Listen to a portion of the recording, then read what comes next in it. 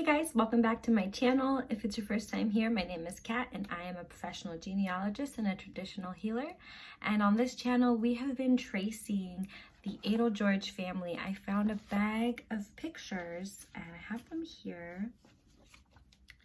I found a bag of pictures and on the backs they had names on them. And so I decided to trace them and I posted it to Reddit and a lot of you guys joined in. It's been super fun. We actually did find the family, and so today I'm going to be packaging these up. So I also wanted to take a second to say thank you so much to everyone who subscribed. I've actually hit 100 subscribers. I think I'm a little bit more like 125, 130 now. Which is so awesome. So as a thank you, I wanted to do a giveaway, and so I will be giving away a 2-month world membership to Ancestry.com, and I'm also going to include a $100 credit for my genealogy company so that you can get help with your family tree and have access to records for a couple of months to help somebody out, because I know when I was broke, Ancestry was just out of my price range. And so, yeah, I just picked up a membership thing for Black Friday. And so I thought, you know, why not share? So if you would like to enter and win this 2-month subscription plus $100 in genealogy services from yours truly, go ahead and leave a comment below about your family mystery and what you are trying to solve for, and be sure to subscribe and hit the like button too. The winner will be announced December 26th, and I will have another giveaway when we hit 1,000 subscribers. I just wanted to show you how far we built this out. Let's see. So if here's Robert and Maryland, parents, grandparents, great-grandparents, great-great-grandparents. So when we started, we only had Henry and Bertha, Fredrick and Lena. This is Lena. She just has a crazy long name. We had these 4 siblings, which makes me wonder if these were the pictures of Lydia. That's the only person we didn't have a picture of.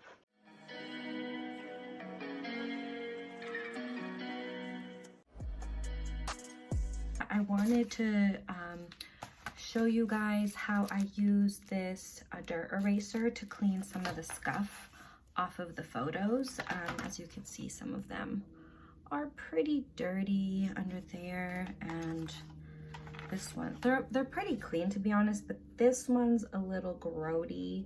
So we're gonna try this, and a mad shout out to Connie Knox at Genealogy TV for letting me know about this. She recently found a wedding certificate. She mentioned this product, and so I'm gonna give that a try. And then I wanted to try to clean some of the postcards that belong to my ancestor that has been haunting me. I mentioned him in the last video. His name is Moritz Maschke, and he sure is a interesting ancestor to have. I'm proud. You guys will hopefully, yes, understand more about our relationship, me and Moritz's relationship, and hopefully it can kind of get you into thinking about, like, can you have a relationship with your ancestors? Like, who are the ancestors? What do they do? Why would we want to hang out with them? So if I haven't scared you away yet, here we go. Okay, so here's Henry and his brother, and we've got our eraser here. So let's just start on this corner where everybody always is touching it. Let's do a part that we know is dirty, so like that part here.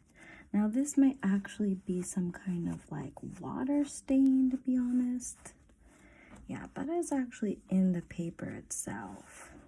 Fredrick Samuel Eitelgeorge was born on March 26, 1875 in Aurora, Illinois. He became a reverend died on May 13th, 1956 in Richmond, Missouri when he was 81.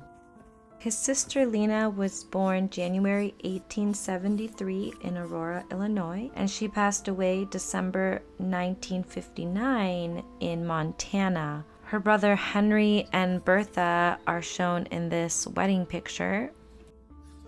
This photo is labeled March 5th, 1896. Henry and Bertha had 6 children. In previous episodes, we discovered that the children were stricken by scarlet fever, which is a bacterial illness that develops in people who have strep throat. It was very common in children ages 5 to 15 years old. Sadly, Alvina only lived to be 7 years old and died in Sarpy, Nebraska in 1911. And so here we have a picture of Sophie.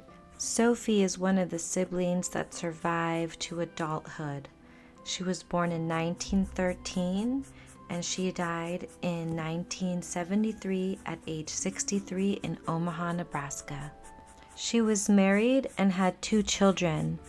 Her son, unfortunately, has already passed, and her daughter, I actually found her today, but I had already mailed out the photos. The family historian I mailed them to, I believe, said that she would return this photo of Sophie to her children if we were able to find them. So awesome. And I'm currently cleaning the photo of Elsie, who died in 1915 when she was only 13 years old. So for all my clean freaks and germaphobes, this is how much dirt came out of those pictures. So they were actually pretty clean. And now that we found the Eitelgeroge family, I will be returning these to their rightful owners. So we will do that here. We're going to stick those guys into this padded envelope, and we're going to mail those off.